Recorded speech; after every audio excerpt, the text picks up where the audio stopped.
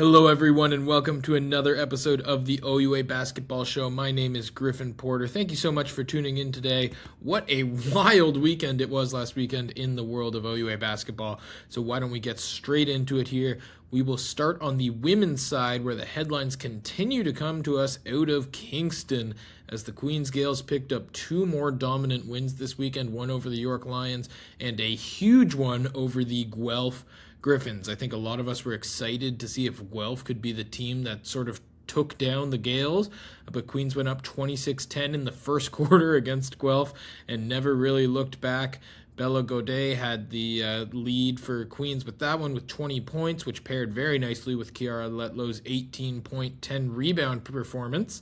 Elsewhere around the league on the women's side, TMU, a nice pair of wins for the Bold against Carleton and Ottawa as they continue to prove themselves as the maybe second place championship contender right now for that Critelli Cup. Katrina Garvey scoring a combined 46 points in those two wins. She's continued to have a fantastic season, no surprise there. And Windsor continues to roll with a nice couple of wins over Waterloo and Laurier. Jump over to the men's side now, where a lot of the wackiness took place. A crazy weekend on the men's side. We got to start with one of the biggest storylines of the weekend, the Algoma Thunderbirds. Don't get enough credit on this show. They pick up their first win since February 2024, just shy of 2 calendar years in between wins for Algoma. They beat Laurentian 76-71. Cal El Alejo had 27 points in the win, and Jean-Luc Kubahiro also pulled down 13 rebounds. You got to shout out Logan Whitmell and Oliver Christofferson as well. They also get into double digits for Algoma as they pick up a huge win. Congratulations to everyone over there. I know that's got to feel good. It's a long time coming. The University of Toronto, the Blues, also making some waves as they take down the Ottawa GGs 80-77 behind a balanced team effort. Simeon Jeffers, Rohan Scott-Smith, and Nigel Hilton all putting up 17 points in that one. And one more upset for you, Waterloo took down the Mustangs to give themselves a big win, and Western just their second loss of the season. Isaiah McCray has a fantastic game for the Warriors. He shoots 10 of 15 from the field, and he looked like a star doing it, I'll tell you that much. He put up 25 points to go along with 6 rebounds and 6 assists. In other news, the Carleton Ravens also picked up a big win. They beat the TMU Bold, 77-65. That improves Carleton to 12-2 on the season. The Ravens definitely back being Wilson Cup contenders, as I think we all knew would happen sooner rather than later. Now on to my guest today. He has been an absolute star for the Lakehead Thunderwolves this season as they continue to battle for playoff position. The one and only Harold Santacruz. And our guest today currently sits as the leading scorer in the OUA from the Lakehead Thunderwolves, Harold Santacruz. Harold, thank you so much for coming on the OUA Basketball Show this week. Appreciate it. Thank you for having me here today. Yeah, it's great to have you. It's great to get to talk to you. Why don't we start from the beginning? Because for those fans who might not know about your story, you're a Spaniard. You were born in Madrid. How did you wind up playing Ontario basketball at Lakehead? Well, there's like a coach at the time, Bishop's an assistant coach that is from Spain as well, and he talked to me. He proposed me if I wanted to go to Canada and play, and I had a meeting with Coach Thompson, and I finally end up here. That's awesome. And do you regret that decision, or do you think you made the right call? I think I made the right choice. Yeah, I think so too. It seems like it's working pretty well so far. Like we mentioned, you're the leading scorer in the OUA this season. You're also a fantastic rebounder. You're a great defender.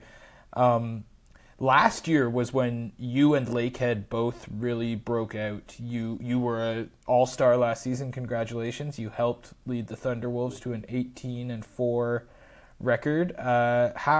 When you look back at last season, how do you think about last season? I think last season was great. I think we played the best basketball in my first year here. So I think, well, we had Nate Villamo, that was our best player there, so that was key as well. And then we had a great team with great chemistry, and I think everything contributed to that. Yeah, well, I wanted to ask you about Nate. I talked to him last year. It was great to get to chat with him. How did you change? Like, how does it change the team when you lose your star player like that, and you personally stepped up to fill that void, and you're playing more minutes than you ever have, and you're scoring more than you ever have. Did you change anything going into this season, knowing that Nate would no longer be on the team? I don't think I really changed anything. I just had to step up, had a bigger role, and I think I did a good job stepping up. Also, my teammates, Chris, Carson, or even Killian had bigger roles this year, so I think they're doing a great job as well. Yeah, I mean, I think you're doing a great job stepping up too. I think that is a good point. So last year, Lakehead, you guys really sort of explode. Like I said, you go 18-4. Um, is it different now that everyone knows about how good Lakehead is? Because for many years, there's lots of focus on Ottawa and Toronto and Kingston. People don't really pay as much attention to Lakehead. So do you think it's different now? Uh, well, maybe a little bit, yeah. I think now we like we've had last couple of seasons that have been great for us.